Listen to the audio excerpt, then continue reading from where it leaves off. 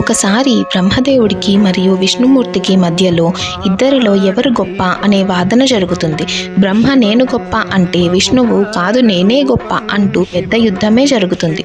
ఆ సమయంలో పరమాత్మ అయిన శివుడు విశ్వమంతా వ్యాపించిన అగ్ని జ్వాలతో కూడుకున్న అతి పెద్ద స్తంభం స్థాపించి ఆ అగ్నిలో నుంచి శివుడు బయటకు వచ్చి ఇలా అంటాడు, మీరు ఇద్దరిలో ఈ స్తంభం యొక్క ఆది మరియు అంతం ఎవరు కనిపెడతారో వారే గొప్ప అని చెప్తాడు.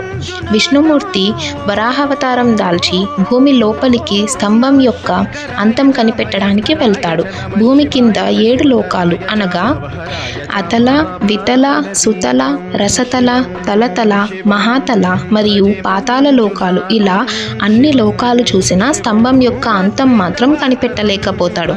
బ్రహ్మ తన వాహనమైన హంసపై భూమిపైన ఉన్న 7 లోకాలు అనగా భూలోకం, భువరలోకం, స్వర్గలోకం, మహాలోకం, జనలోకం, తపోలోకం మరియు సత్యలోకం అన్ని లోకాలు చూస్తాడు. కానీ బ్రహ్మకి కూడా అగ్నిస్తంభం యొక్క ఆది అంతం తెలియలేదు.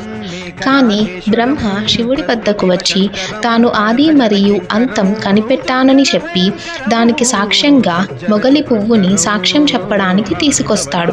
విష్ణుమూర్తి మాత్రం నిజాయితీగా తాను కనిపెట్టలేకపోయానని చెప్తాడు.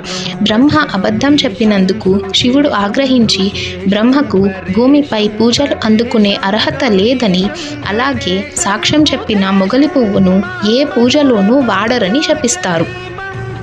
విష్ణువు నిజాయితీని మెచ్చి శివుడు నీవు నాకన్నా ఎక్కువ పూజలు అందుకుంటావని చెప్పి అగ్నిస్తంభంలోకి వెళ్ళిపోతాడు. ఆ అగ్నిస్తంభం భూమిపై ఉద్భవించిన కాలాన్నే లింగోద్భవ కాలం అంటారు.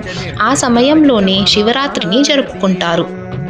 2025లో వచ్చే శివరాత్రి లింగోద్భవ కాల సమయం అర్ధరాత్రి 12:03 నుండి 12:52 వరకు ఉంటుంది.